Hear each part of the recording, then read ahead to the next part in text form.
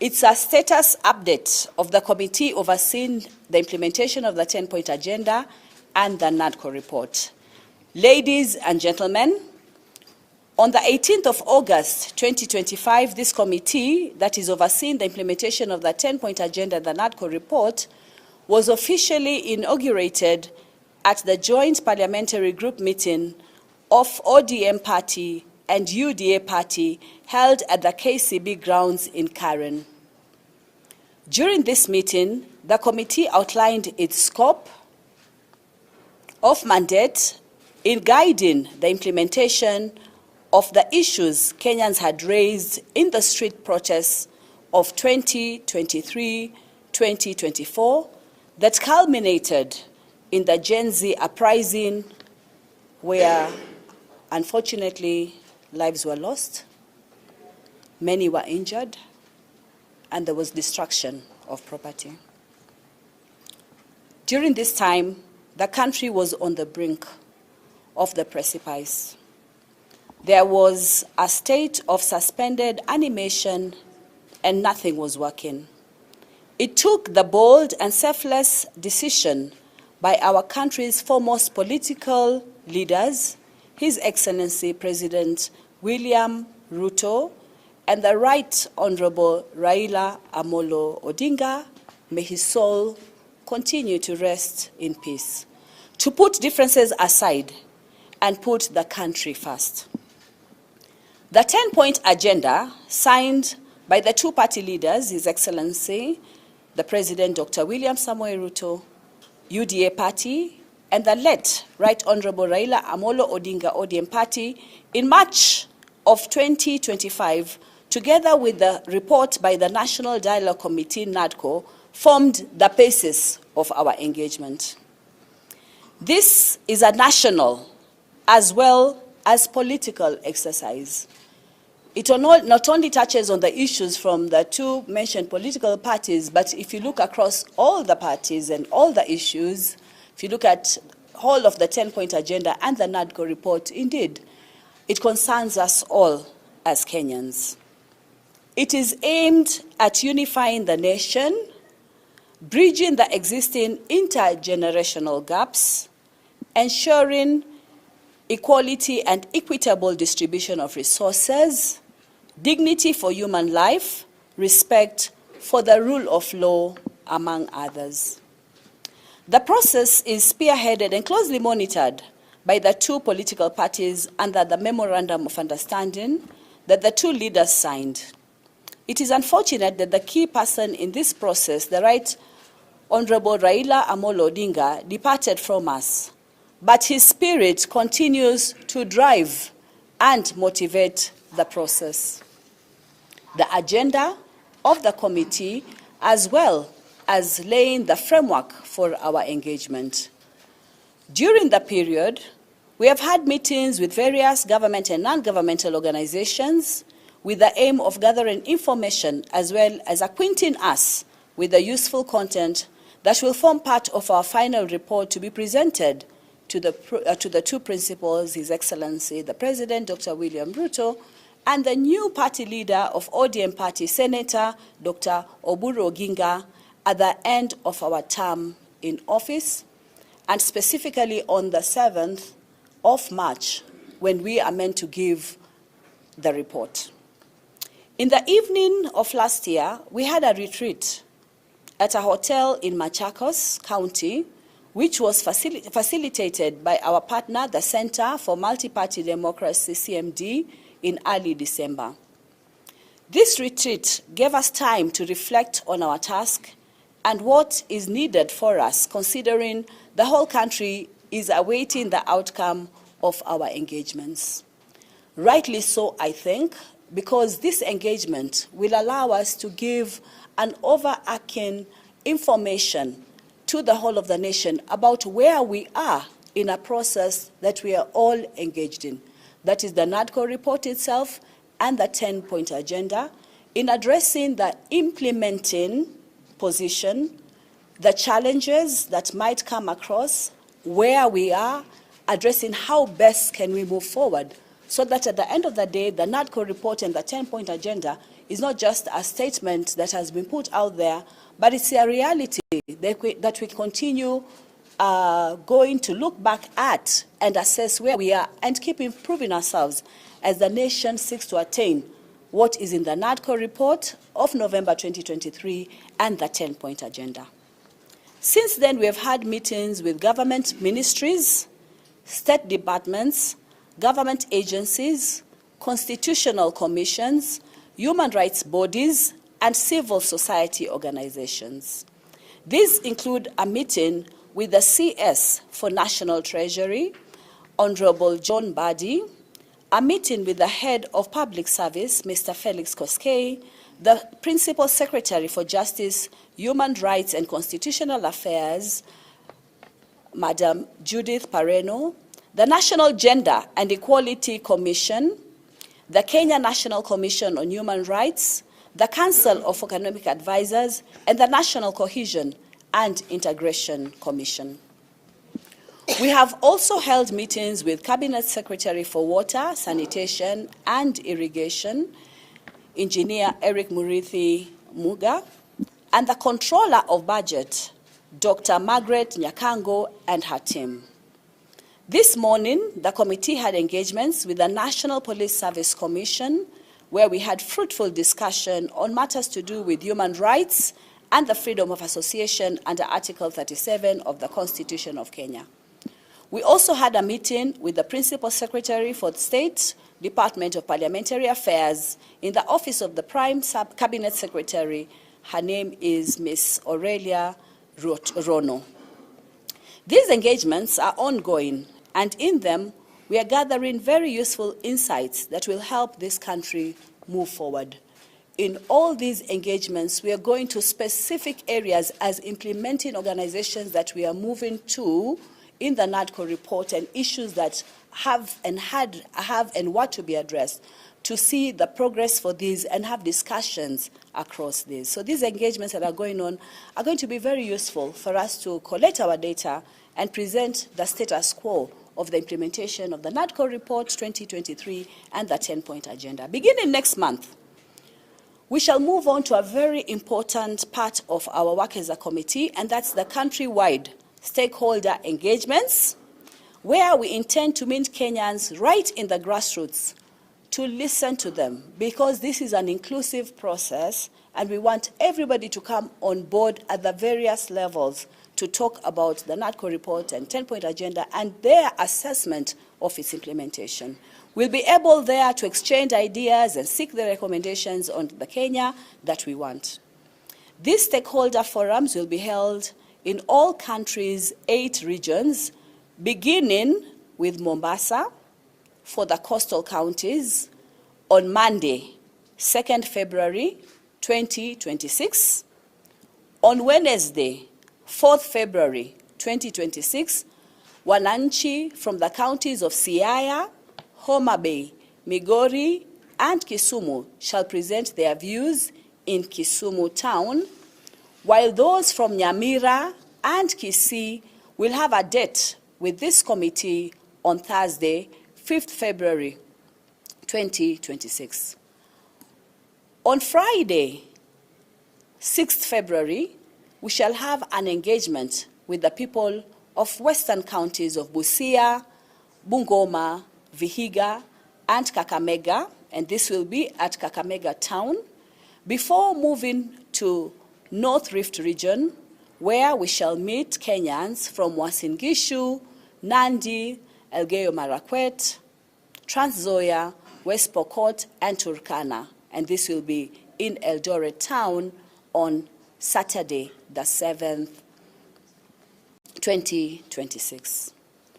On Monday, the 9th, we shall be in Narok and Nakuru for engagements with the people of South Rift counties of Nakuru, Kericho, Bomet, Baringo, Kajiado, and Narok before heading to Nyeri town on the 11th of February for a meeting with the people of Nyeri, Nyandarua, Kirinyaga, Murang'a, Laikipia, and Kiambu counties.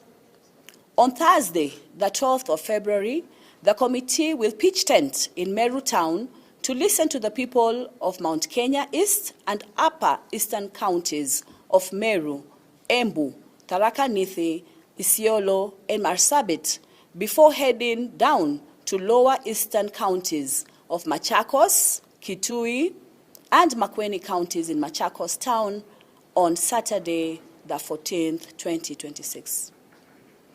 People of the northeastern counties of Mandera, Garissa, and Wajir will converge in Wajir town on Monday, February 23rd, for the stakeholder forum.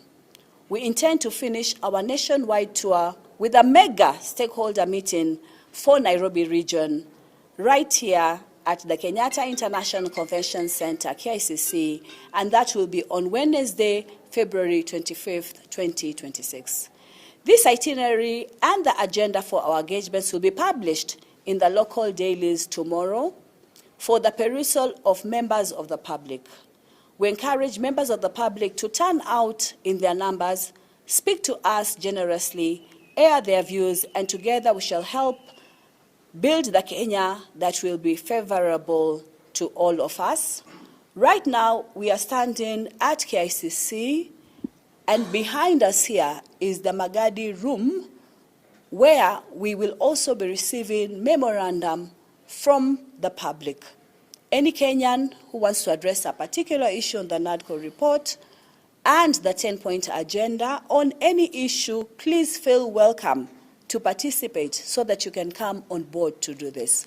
I ask Mr. Oguda to give us the spirit of the MOU.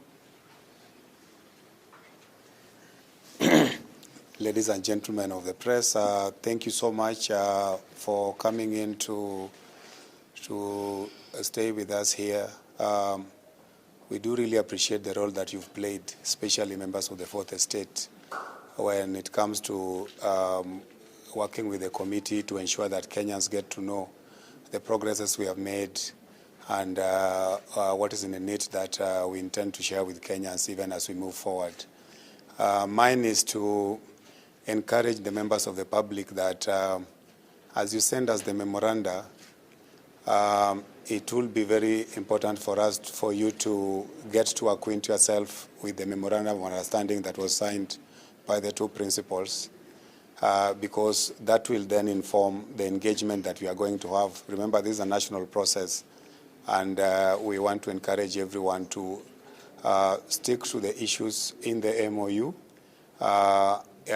even as you raise your points of concerns and even as you come to the committee to see how best we can shepherd this process together so that in the end, all of us, because this is a national process for every Kenyan, so that all of us can get to have a nation that we can be proud of, a nation that is going to move forward together so that no one will be feeling to have been left behind, a nation that everyone will be proud of, a nation that everyone will feel a part and parcel of belonging in there.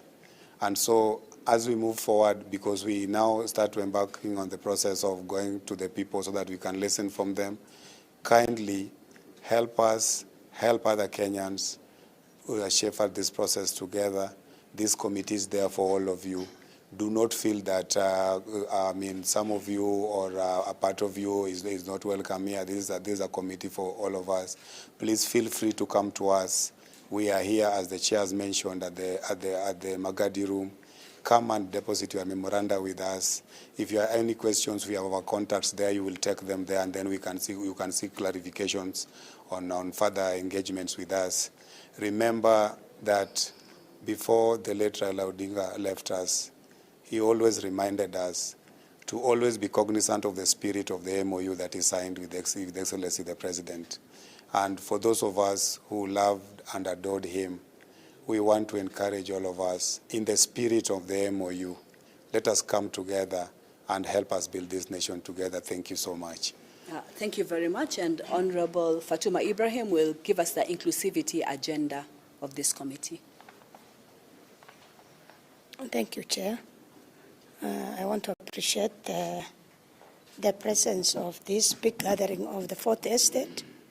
Clearly, it's an indication that Kenyans are interested in this 10-point agenda and how it's progressing, what is happening, and all that. I want to appreciate the Fourth Estate. You also reported extensively in the media on some of the challenges. The 10-point agenda, of course, is inclusivity, includes in one of the agenda, and we will look at particularly where Kenyans are included, where are they, what kind of service they are receiving in terms of Article 43, in terms of water, education, food, and other considerations.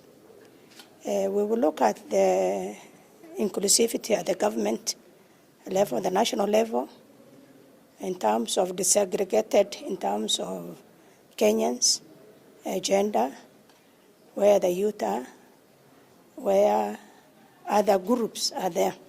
The other thing we want to focus on inclusivity is where the county government, in terms of inclusivity in the Kenyan people, in terms of the employment, in terms of providing equitable service delivery, and all that. The other thing we are pursuing in the 10-point agenda, which I believe and is dear to me, is the right to peaceful assembly and protest. We are looking at that, and ODM party leader, the late Raila Amolo Odinga, was interested in all of them, but he put a lot of emphasis on the right to peaceful assembly, demonstrations, and all that. And how can Kenyans, whether young or old, can be protected while they are voicing their concerns and interests. We were with the National Police Service today Commission. They have informed us. We will meet with the IG and the Deputy IG, and we will listen to them what happened, the protest, which was very ugly in this country. We want Kenya to shine regionally, nationally, and internationally. We don't want to see Kenya violating the fundamental rights of Kenyans. I want to thank the media. Yesterday we were with the president. It's not that the president never wanted to see us. We had a schedule of appointments, and he has stated his commitment from the day he signed up to date. We met with the current party leader of ODM, Dr. Oburu, and they are very keen to see the committee's work is rolled out without impediment or hindrance in terms of all support and commitment to that spirit of the letter. We appreciate everybody to support us, to join us, and the work we are doing actually is somehow auditing the Constitution of Kenya. Looking at this 10-point is very broad, and those are fundamental focus of Kenyan citizen. So we will look at how this has been implemented. This country has been regarded as a country with a strong and progressive constitution, legislations, and programs. But I think this committee's work is very unique because it's the first time in history to oversee the implementation of policies, legislation, our 2010 Constitution, which is regarded as progressive, and the programs of the state. I think you should appreciate that this is the first time this country is looking at where are we in terms of our Constitution, in terms of legislation, policies, and programs. Thank you. That is the end of my. Thank you so much, Honorable Fatuma Ibrahim. And now, especially for the voice of the youth, who constitute a large percentage of this country, we respect your views. We are hearing you. Mr. Kiarie. Thank you very much. Good afternoon.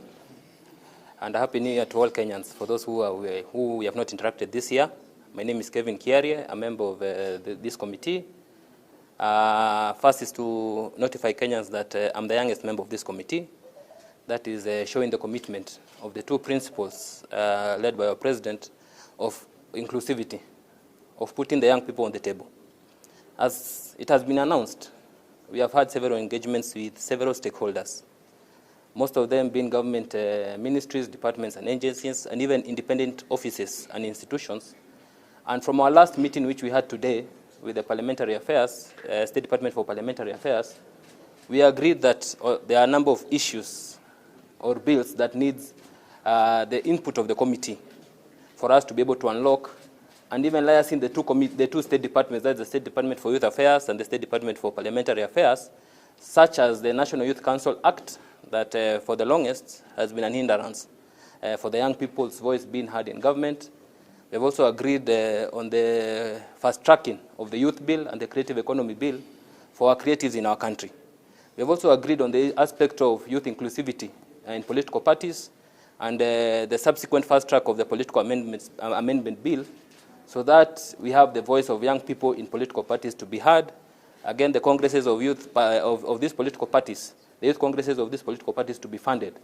What we want to champion, and my role here as a committee member, is even beyond our term, is to ensure that we change the trajectory of our nation.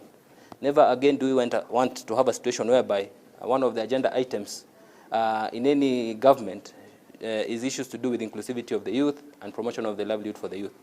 Again, from our interactions with the stakeholders, we are cognizant of the fact of the progress that has been made by government on issues to do with promotion and economic empowerment for the youth.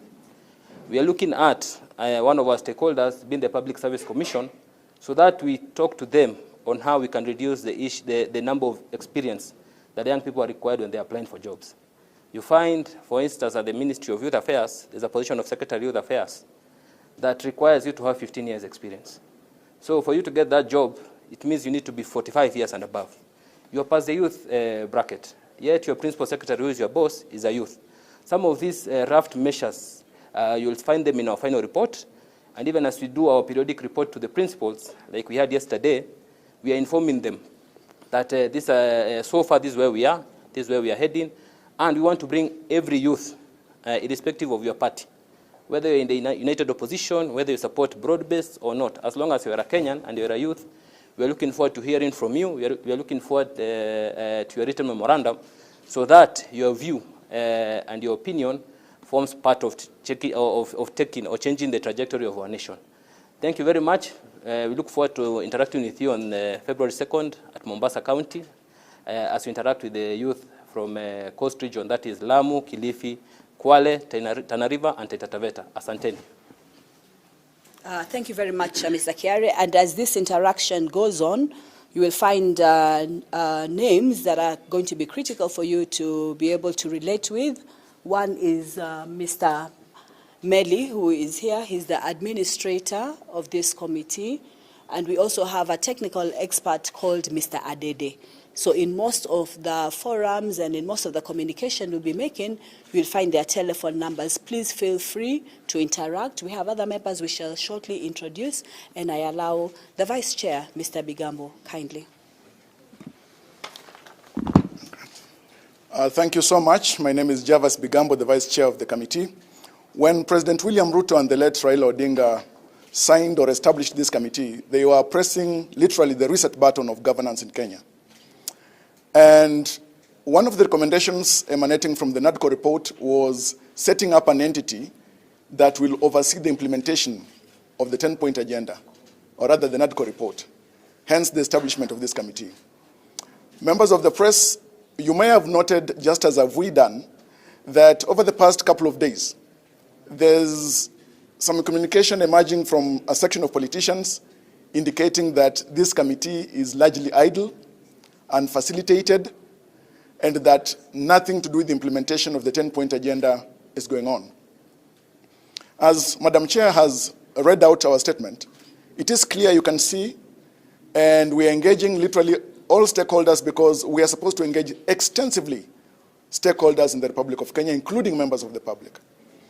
And so we would like to encourage politicians especially, who are part and parcel of stakeholders in the implementation of the 10-point agenda, to be highly spirited about the nationhood and the nationalism that is the spirit of the 10-point agenda, as Mr. Oguda has elucidated.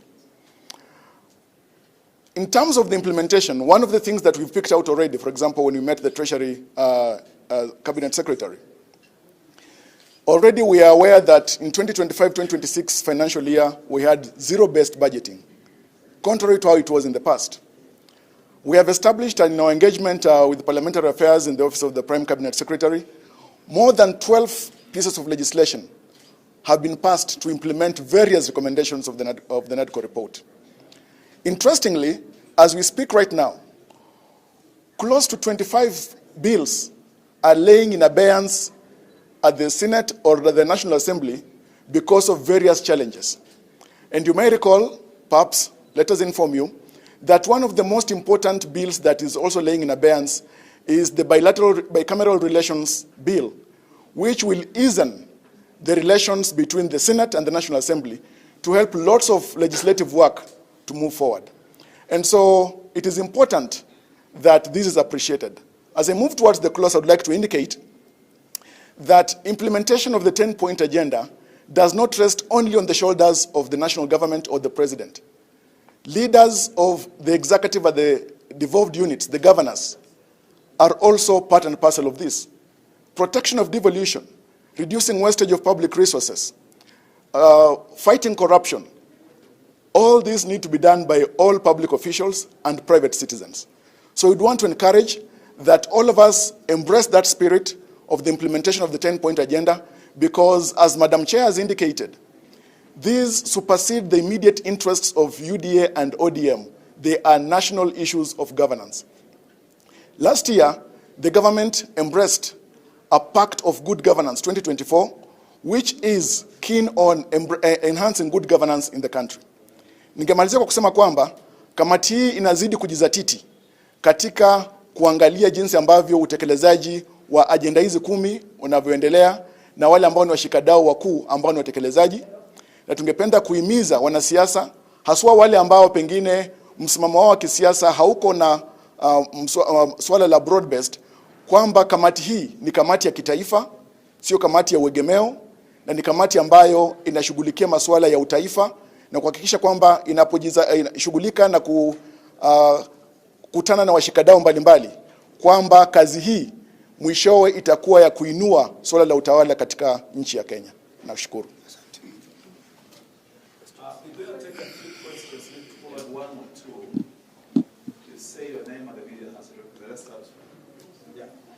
My name is Leonard Wamala from West TV. I have 2 questions. One, make it one, please. Okay. I don't know if I missed, because I have not heard of the timelines of your operation. When are you supposed to finalize and conclude and give the Kenyans the product? The product is due for 7th March. This was informed even as we were established on the 6th of August. So we have about 6-7 months to complete the report. So by 7th March, we'll be making the presentation of this report. Yes, another question? Hello, Grace. Just a follow-up for that. You've been in office since the 6th of August now. Yes. For that period, Yes. what has the committee been up to? Because now you have to race against time. Yes. And is this remaining timely enough? Yes. Yeah. So What challenge do you face? yes. Yeah. So there's a lot that can be happening back end. What we have now is a matrix for engagement along the 10-point agenda and along the NADCO report. Remember, all those issues in the NADCO report, including the audit of 2022, including the issue of the IBC reconstitution, right coming back to the issue of Article 43, and all the legislative agenda therein. In the NADCO report, for each of the issues that were raised, and the NADCO report just didn't take the initial issues. You know, in their statement of issues, they mentioned various issues.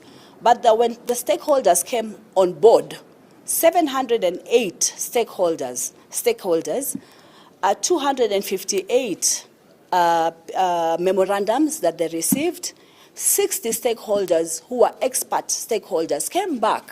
Therefore, the raft of issue increased, and in each of those issues, they made observations, collected information, made observations, and made recommendations. It's a raft of a lot of recommendations, which over time we've put for us to get to this stage, when now we can go to the various stakeholders and say, for example, for the community-based organizations, to the ministries, to the independent commissions, to the state departments, to the various organizations that we are contacting with, these are the issues, means we've had to go into the NADCO report, extract these, and be able to write the specific issues, because these issues are not homogeneous across the board. They're heterogeneous. So one organization is dealing with certain aspects, for example, various commissions and various ministries, and others are dealing with various aspects. So we have to disaggregate. So we send the relevant issue. The third issue that we've been dealing with, which is very important, is the issue of defining our scope. What is our scope for coverage? And we have agreed our scope for coverage is the whole of the NADCO report. So it's going to be a lot of data there that we've been preparing in terms of putting it together and sending out the stakeholder requests for memorandum. If you look at some of the stakeholders' memorandum that we've sent out to, and we have enlisted about 206 stakeholders, and many more are coming on board, some who didn't participate in the NADCO initially, because our focus has been on the implementing agencies. But we do realize that every Kenyan has a right, and every Kenyan might want to say something about the 10-point agenda. So we have disaggregated to realize that on the NADCO report, there are certain issues that we have to ask the implementing organizations. For example, to what extent is the two-thirds inclusivity issue being put into place? To what extent is the austerity 30% reduction in expenses? To what extent has the debt bill, the wage bill, gone down?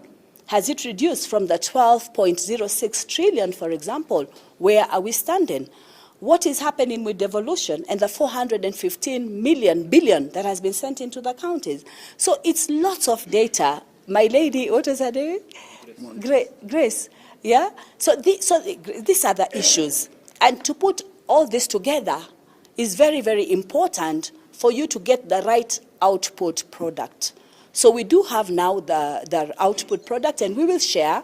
We'll have various meetings with various stakeholders. We will share. In those issues that we are tackling, we're looking at what is the issue, what is the scope, and then we're asking what is the key indicator? What is the performance? What is the key performance indicator, the KPI? How will we know? For example, Mr. Bigambo has talked about the various legislation that has taken place. So, for example, if we're looking at the Election Offences Act amendment, we know this has already been passed in Senate. So we are going to say our key performance indicator is legislation assented to. If we cannot get to the finality of that key KPI, we're going to ask what is happening? Where is this piece of legislation stuck? And how do we unclog? And then how do we make sure that it is actually getting to the place where it can be assented to? And I'll let you know that in the various ministries that we have gone into to have stakeholder discussions with, many variant issues are rising, which are very, very key and very, very important. We're not just asking about the issues, we're asking about the challenges so that we propose, because our report will cover both political issues, administrative issues. We can also propose various recommended actions that will help the various actions that are needed to take place. Because what is our final outcome and output? That, as implementing agencies and overseeing that implementation agenda, that the whole of the NADCO report is implemented to its full, and then also the 10-point agenda. So to the people of Kenya, to the young people, to the women, to the men, to the ones who are more advanced in age and the younger people, all these issues are issues we're tackling with, but most of the time, before you can get the data, you've got to prepare.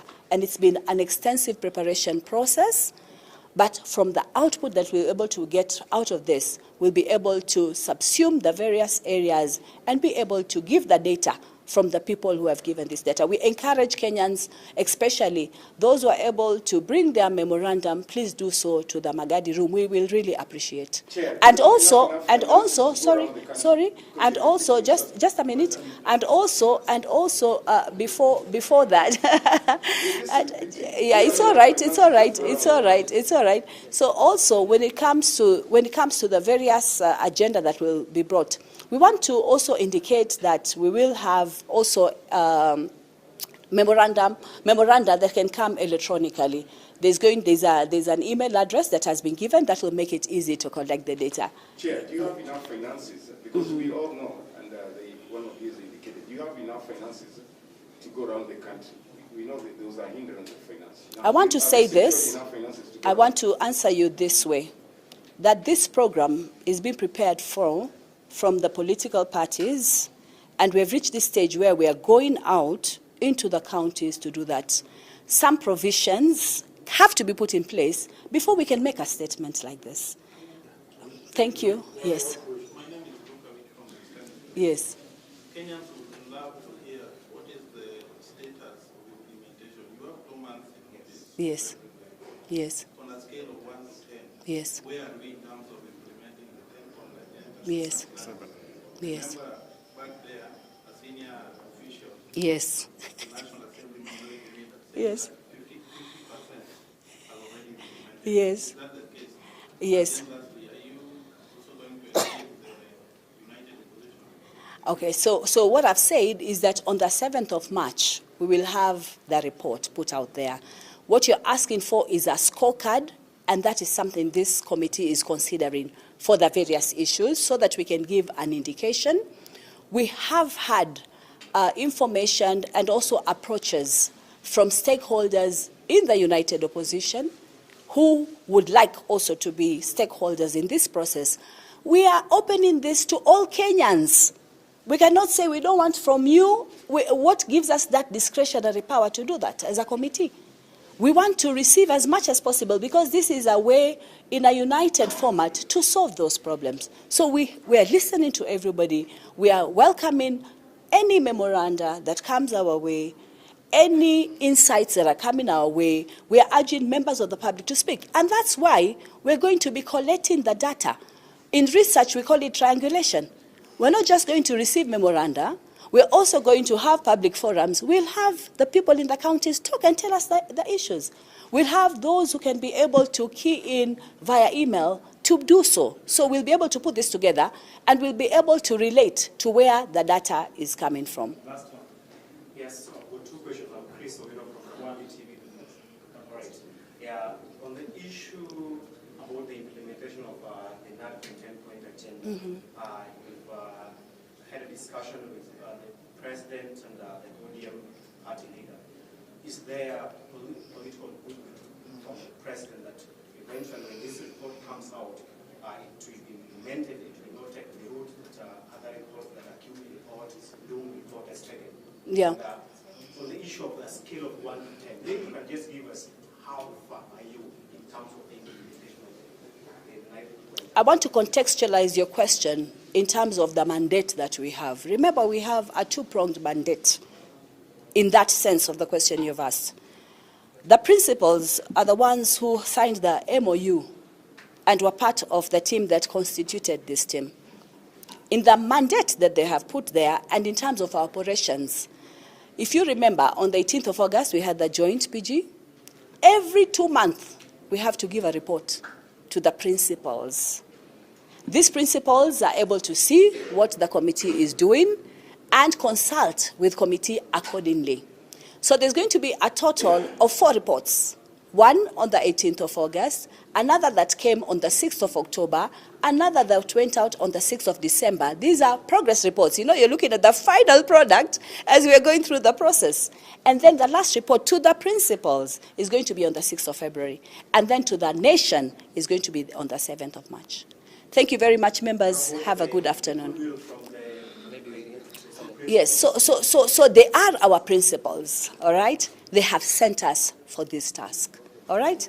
They have sent us for this task, And in our communication with them, as we discuss the various issues, they are very committed to this process. Maybe just to answer. Just answer. Because you have asked a pertinent question in regards to the commitment of the President, under this committee, we have 2 members of UDA, myself and the Vice Chair, Javas Bigambo. And yesterday when we met the President, we were meeting the President in his capacity as the party leader and the leader of the National Steering Committee. Yesterday we were having a conversation with the National Steering Committee of UDA party, where we were putting them, or we were informing them at where we are in terms of implementation of the 10-point agenda, so that now the steering committee on Monday, when they convene the National Governing Council of UDA party, whereby they're calling all the elected leaders, they're going to inform them as they inform them on the implementation of the manifesto. So that is a serious commitment of UDA party and the President of the Republic of Kenya. So, thank you very much. Maybe just as to wrap up that, because we have opened up the area of the sessions that lie ahead, and therefore we can conclude on that. Even at the meeting yesterday, we are due again to meet. You know, when we talk about the reporting to the principals, it's meant to be both the principals, and we are doing that to both the principals. So shortly again, and we already had discussions with Senator Dr. Oburu on the same issues. So these issues keep coming up, and we are moving on to interactions. The other important thing to say to you is that a lot of goodwill and disseminating of information and packaging and giving the right message to the constituents will come from the members of parliament. So even as we go into the various counties, we'll be engaging with them and enabling them to be able also to see where we are, to interact with us in terms of this process, and in the various PGs also give the results of our outcomes, discuss them even as we move towards completing them, because you always have preliminary results and then we move into the final results, so that we're all reading from the same pages, so that we can say, for you as parliamentary group, this is important for you. Can you unclog? For example, if we're talking about bicameral relations, for example, between the 2 houses, you know, what are the 2 houses saying? How can they be unclogged? If we're talking about resources, for example, in the counties, what is happening? The Ward Development Fund, can the members be put together so that the process